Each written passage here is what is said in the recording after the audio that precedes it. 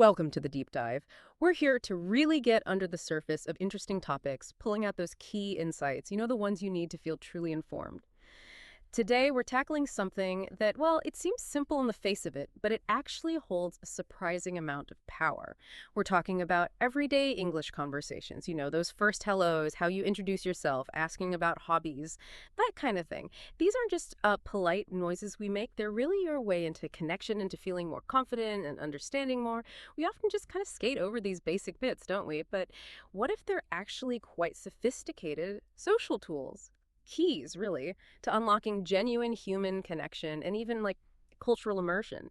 That's exactly what we're going to try and uncover today. We've really dug into two excellent sources for this deep dive. One's called English Unlocked, Daily Conversations for Beginners, and the other is English Made Easy, Discussing Hobbies and Interests.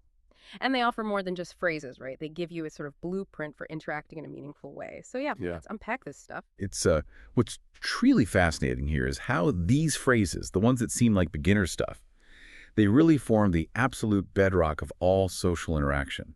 They're just so much more than vocabulary lists you have to memorize. Think of them more like the basic algorithms of human connection. They sort of dictate how we perceive trust and openness and, social intention. Mastering them isn't just about speaking English correctly. It's more about navigating that subtle, kind of intricate landscape of social dynamics, forging real connections.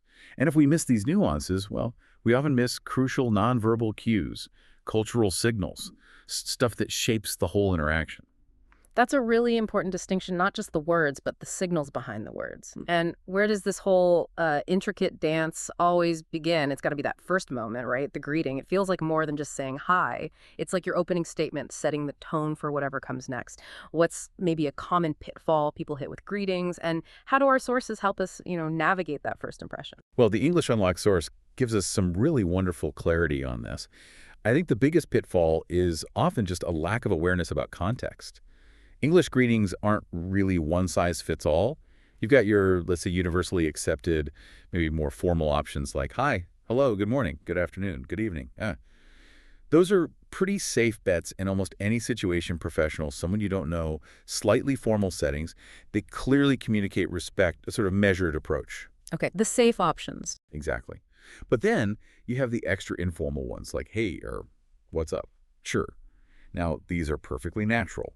Very common among friends, family, or, in really casual places. But if you use them with someone you've just met, say in a business meeting, well, it might accidentally signal that you're not taking things seriously, or maybe even a lack of respect. The key is just understanding that your choice of greeting immediately broadcasts how you see the relationship and the setting. It's kind of like a social handshake, yeah. Silently communicating your role, your intentions. And here's a really crucial insight from the source, and it's backed by psychology too. Smile when you speak. It makes your voice sound warm. Now, this isn't just about being friendly. Studies actually show that a genuine smile subtly changes the resonance of your vocal cords. Really? Yeah, it makes your voice sound literally brighter, more approachable. And this perceived warmth dramatically increases how much the listener trusts you, how well they remember you. It makes you not just friendly, but, well, more memorable, more inviting. It's a powerful, almost unconscious physiological signal of openness. Wow, I hadn't thought about the physiological side quite like that. That's fascinating. So, a smile isn't just on your face, it's in your voice. It actually enhances the voice to build rapport. It really does make you instantly more adaptable, more confident when you know which greeting fits and, importantly, how to deliver it. You can just imagine walking into a new situation, coffee shop, conference, whatever, and just having that immediate toolkit to start things off positively. The solid foundation. And it's not just which greeting, but the way you say it, right? Like a crisp, good morning, with that smile could open doors, but a mumbled one might just close them. Precisely. The nonverbal stuff around the greeting is just as important as the words. A bit of eye contact, appropriate amount, obviously an open posture, and that vocal warmth we talked about. It all combines to create this coherent message. I'm friendly, I'm approachable. Bravo. It's about creating an inviting space, really, even before the main conversation gets going. Okay, so we've made that crucial first impression. We've navigated the greeting. How do we then move from just recognizing someone's there to actually, connecting? The next natural step, obviously, is introducing yourself, starting to build that initial bridge. This feels like where the real magic starts, doesn't it? Moving from just acknowledgement to personal connection. Indeed. And English Unlocked lays this out really, really clearly. The simplest, most direct way. Hello, my name is your name. Clear, formal enough for pretty much any situation. But for a slightly more relaxed feel, more natural, especially casually, hi, I'm your name, is often better. Like, hi, I'm Sarah, nice to meet you. Okay. Now, the critical bit here, and it's often overlooked, is this idea of reciprocity. When someone says, nice to meet you, the immediate, absolutely vital response is, nice to meet you too. Right, that echo. Exactly.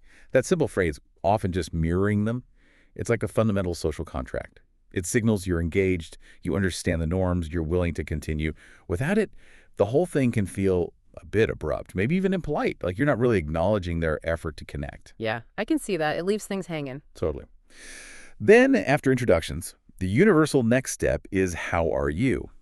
Now, these aren't just polite noises either. They're important little effect displays, psychologists call them, like a quick, low-stakes check-in on the other person's emotional state. And by asking back even just, I'm good, how about you?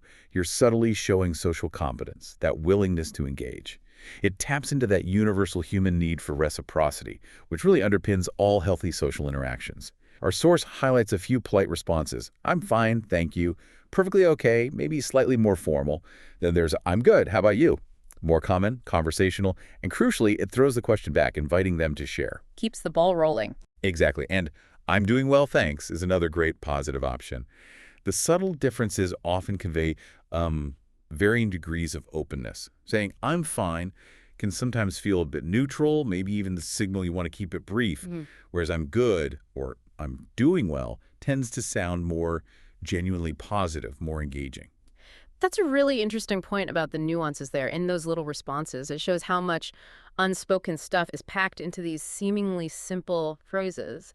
What if someone isn't doing well? Do the sources talk about handling that in these initial moments, or is it generally best to just keep it light? That's a great question. And typically in these very first interactions, the expectation is for a generally positive or neutral reply.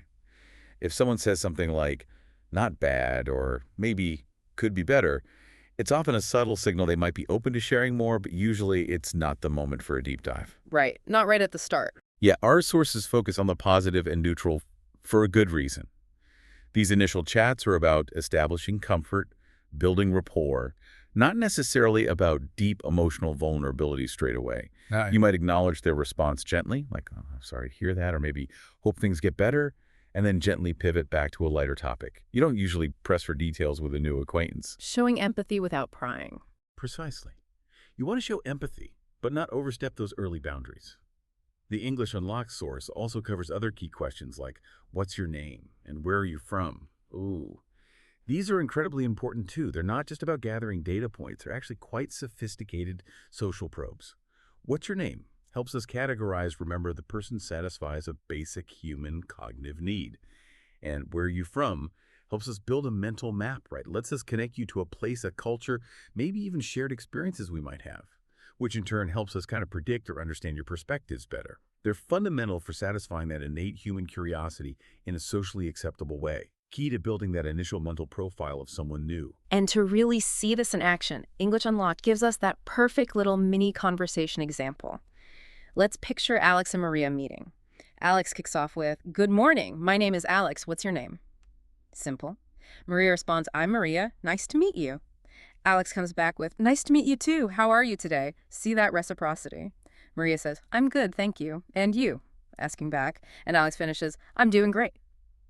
That little exchange, it seems so basic, but it beautifully shows the whole flow, doesn't it? It gives you, the listener, a clear mental blueprint. You can participate confidently because you know what comes next. It really feels like these basic exchanges are the scaffolding, the structure that all deeper, more meaningful conversations get built on. Without this structure, things can just kind of crumble, can't they? Absolutely. It provides that essential foundation of comfort and predictability. Okay, so we've successfully managed the hello, introduced ourselves, done the polite how are yous, but how do we get beyond that? You know, the surface level stuff. How do we find that common ground that makes a conversation feel genuinely engaging, memorable even?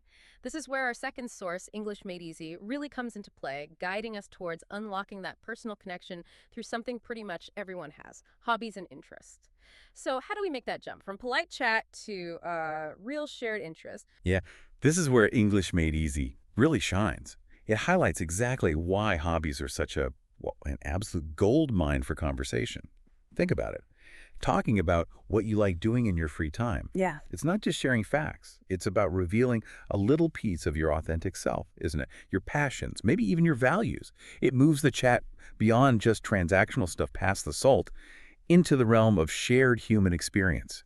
This is how you find out if you actually have something in common that sparks genuine interest.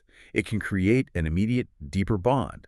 The source gives some excellent, really relatable examples for hobby vocabulary. Reading, playing football, watching movies, cooking, traveling, drawing, playing video games. Hmm. What's smart about these is they cover a whole spectrum, right? Active things, creative things, stuff you do alone, stuff you do with others, something for everyone. Exactly. Makes it easy for anyone to find something that resonates, whether you're more introverted or extroverted, an athlete or an artist, whatever. And when it comes to talking about your own hobbies, the sentence patterns are wonderfully simple. You can just use, I like hobby, like I like reading books, or I enjoy hobby. Maybe I enjoy playing football on weekends. A slightly stronger one is, my favorite hobby is hobby, for instance. My favorite hobby is traveling. These simple structures are powerful because they let you express yourself immediately without needing complex grammar. Takes the pressure off It linguistically. does. And just as important are the polite, inviting ways to ask about someone else's hobbies. Questions like, what do you like to do in your free time? Or what's your favorite hobby? Or maybe, do you enjoy any sports? These questions are specifically designed to be open-ended. They invite more than just a yes or no. And what's really fascinating here, I think, is that these aren't just questions asking for information. They're actually a profound social invitation. An invitation? How so? Well, they're an invitation to share, to build connection, to see the other person as an individual with unique passions, maybe dreams, a whole life, beyond just this immediate interaction you're having. This is where conversation really transforms. It stops being an obligation, something you have to do, and becomes an opportunity to connect. That phrase, from obligation to opportunity, that's powerful. It really captures the shift, doesn't it? And English Made Easy gives us a perfect dialogue to show just how smoothly a conversation can flow from the intro right into discussing these personal interests. Imagine this. Sarah says, "Hi, I'm Sarah. Nice to meet you." John replies, "Hi, Sarah. I'm John. Nice to meet you too." Standard start.